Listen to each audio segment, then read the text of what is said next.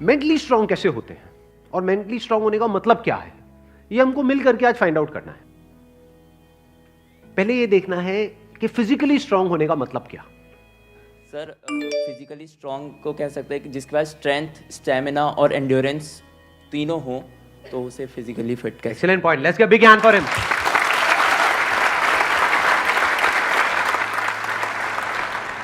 क्या हम ये कह सकते हैं उसकी मसल स्ट्रांग हो? हाँ, क्योंकि कुछ भी लिफ्ट करने के लिए, सही। वेट उठाने के लिए मसल्स का स्ट्रांग होना जरूरी है। मसल्स वीक होंगी तो आप नहीं कर पाओगे, है ना। जो ओवरऑल स्ट्रक्चर है उसमें बोन्स भी आ गई, मसल्स भी आ गई, वो स्ट्रांग होनी चाहिए, उसको हम फिजिकल स्ट्रेंथ बोल सकते हैं।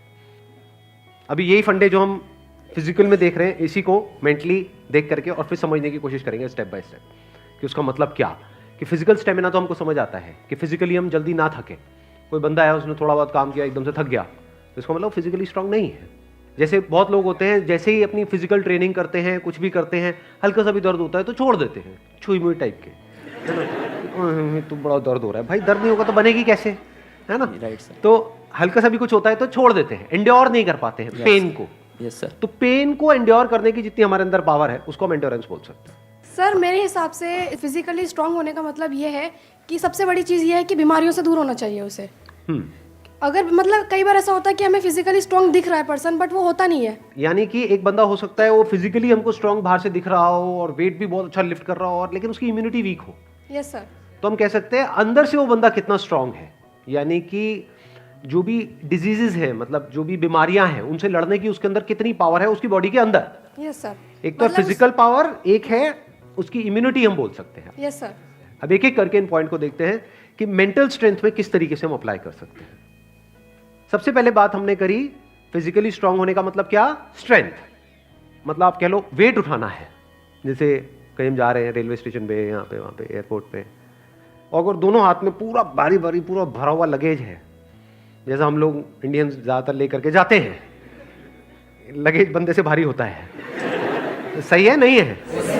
3-3 बंदे बैठ बैठ करके उसको पैक कर रहे होते हैं घर पे, माँ चढ़ी होती है और साथ में बच्चे भी, बेटा तू भी आ जा, तू भी आ जा, पति का, अरे तू क्या देगा, इधर बैठ।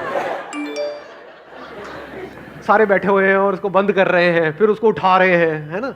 तो कहने का मतलब है कि अगर आपकी मसल स्ट्रांग है तो आप उठा लोगे, एफर्टलेसली उठा लोगे। इसी को तो फिजिकल स्ट्रेंथ कहेंगे। एक है बहुत एफर्ट लगा के आपको कोई छोटा सा काम करना पड़ रहा है, एक है बहुत बड़ा काम भी आप कर रहे हो बिना किसी एफर्ट के। क्यों? क्योंकि आपकी बॉडी स्ट्रांग है, आपकी मसल स्ट्रांग है।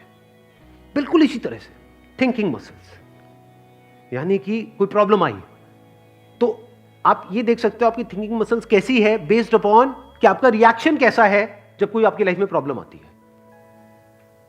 3 सिचुएशंस हैं यहां पे, तीनों को एक एक करके देखते हैं। एक है कोई बड़ी प्रॉब्लम आई हमारे सामने और हमने अपने हथियार डाल दिए और हम एकदम से परेशान हो गए, तो हम क्या कहेंगे, हमारी मेंटल मसल्स कैसी है, वीक है। मतलब बिल्कुल ऐसा हो गया कि लगेज थोड़ा सा भारी है तो लगेज भारी है, मैं नहीं उठाऊंगा। अरे भाई अपने आप को स्ट्रांग कर, मैं आगे ट्रैवल नहीं करूंगा। क्यों? क्योंकि लगेज भारी है, मैं तो यही रहूंगा, बस स्टैंड पे ही रहूंगा, मैं नहीं जाऊंगा।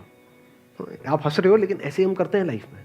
कोई बड़ी प्रॉब्लम आई तो हम क्या करते हैं, अपने हथियार डाल देते हैं, मतलब वी गिव अप, फेस ही नहीं करते हैं उस प्रॉब्लम को। ऐसी कोई प्रॉब्लम नहीं है जिसका सॉल्यूशन ना हो इस दुनिया में। अगर प्रॉब्लम है तो सॉल्यूशन भी है, बट सॉल्यूशन तक पहुंचने के लिए we need thinking muscles, we need to think a lot in the right direction. और ये राइट डायरेक्शन और रॉन्ग डायरेक्शन क्या है? राइट डायरेक्शन मतलब solution oriented approach, wrong direction मतलब प्रॉब्लम ओरिएंटेड अप्रोच, कि हम प्रॉब्लम में ही जाकर के स्टक हो गए हैं, बस उससे आगे बढ़ ही नहीं रहा है हमारा दिमाग। इसको हम कह सकते हैं मेंटली हमारी जो मसल्स हैं वो वीक है, मेंटली हम वीक है। दूसरा सिनेरियो क्या है, कोई प्रॉब्लम आई, उससे हम लड़े और लड़ने के बाद में बहुत एफर्ट लगाया, बहुत दिमाग लगाया, बहुत मेहनत करी, लड़े और जीत गए, मतलब उस प्रॉब्लम का हमने सॉल्यूशन निकाल लिया। क्या हम कह सकते हैं कि आप मेंटली बहुत स्ट्रांग हो? नहीं, नो। व्हाई? एग्जैक्टली, बिकॉज आपको बहुत एफर्ट लगाना पड़ रहा है। समझ गए ना? हाँ, जैसे कोई बैग उठाना है तो बहुत एफर्ट लगाना पड़ रहा है जी, दोनों हाथ लगा दिए और ये घसीट घसीट के जा रहे हो और पहुंच गए, कह रहे हो हाँ मैं तो ये, मैं तो वो। भाई कुछ नहीं, तेरी कमर में लचक आ चुकी है। The second scenario is better than the first scenario, but not as good as the third scenario क्या है? बड़ी से बड़ी भी कोई प्रॉब्लम आई हमारी लाइफ में, हम पहले ही उसके लिए तैयार थे और ऐसे सॉल्यूशन निकल के आ गया। मतलब वो प्रॉब्लम जो दुनिया के लिए बहुत बड़ी है, जिसको देख करके लोग डरने लग जाते हैं, वो प्रॉब्लम आपके सामने आई, ऐसे सॉल्यूशन निकल गया, एफर्टलेसली काम हो गया। यानी एक बैग आपके पास में है 50 किलो का, ऐसे उठा लिया हल्के में। मतलब लोगों को देखने में लग रहा है कि अरे बैग तो बहुत हल्का है। बैग हल्का नहीं है, उस बंदे में दम है। तो कैसे लाइफ की मुश्किल से मुश्किल प्रॉब्लम्स को भी आप आसान से आसान बना सकते हो? कितना आसान बना सकते हो कि ऐसा लगे अरे इस बंदे को तो कोई एफर्ट ही नहीं करना पड़ रहा है।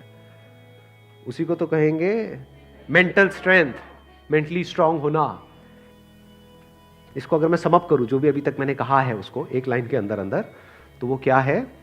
एक कैटेगरी होती है लोगों की जो सिंपल से सिंपल प्रॉब्लम्स को भी कॉम्प्लिकेटेड बना देते हैं अपने माइंड में। 99% लोग ऐसे ही हैं इस दुनिया में। सिंपल सी प्रॉब्लम है, कुछ भी नहीं, उसको भी इतना कॉम्प्लिकेटेड किया हुआ है जैसे पता नहीं क्या हो गया, हवा बना दिया है पूरा का पूरा। और दूसरी कैटेगरी होती है लोगों की, ऐसे बहुत कम लोग होते हैं, वही होते हैं जिन्होंने एक्चुअल में काम किया होता है अपनी मेंटल मसल्स के ऊपर। वो कौन होते हैं? जो कॉम्प्लिकेटेड से कॉम्प्लिकेटेड प्रॉब्लम्स होती हैं उनके सामने, जिसको देख करके ही बंदा कहे अरे यार ये तो बहुत कॉम्प्लिकेटेड है, उसको भी सिंपल बना देते हैं। जैसे फॉर एग्जांपल आपकी कोई रिलेशनशिप है किसी के साथ में और वहां पे बहुत क्लैशेस चल रहे हैं, बहुत मेजर कुछ इश्यूज हो रहे हैं। एक तो ये आपस में हम लड़ते मरते रहे कुत्ते बिल्ली, जैसे ज्यादातर घरों में होता है, उसका कोई सोल्यूशन निकल पाएगा कभी भी? नहीं। तो हमें क्या करना होगा? समझना होगा इस रिलेशनशिप में प्रॉब्लम है क्या। अज्यूम नहीं करना है पहले से कि प्रॉब्लम उसमें है या प्रॉब्लम मुझ में ही है। ये भी एक विक्टिम मेंटालिटी होती है, मेरे में ही कमी है, वो तो सब सही है बस मेरे में ही कमी है जी। ये भी बड़ी गंदी मेंटालिटी होती है, victim mentality.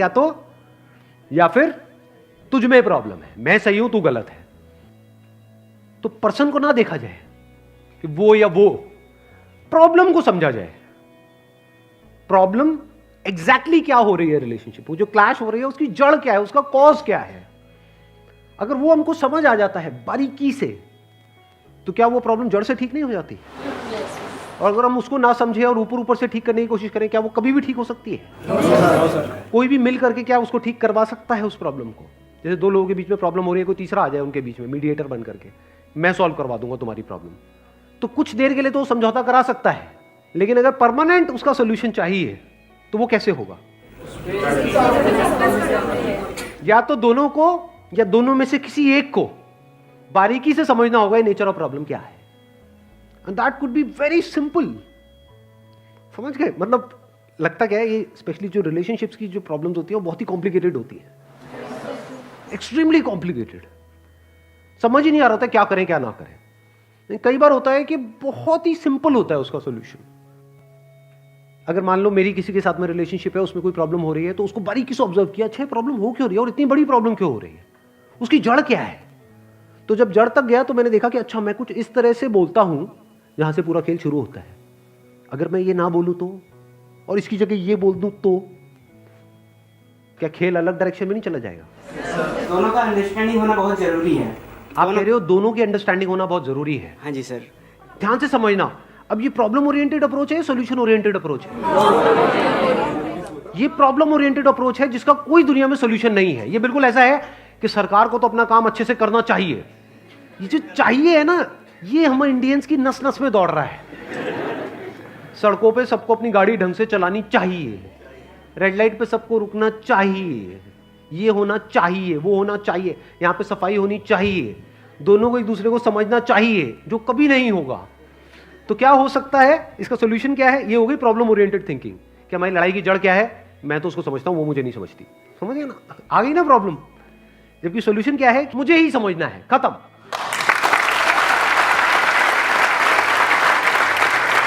Thank you so much for coming.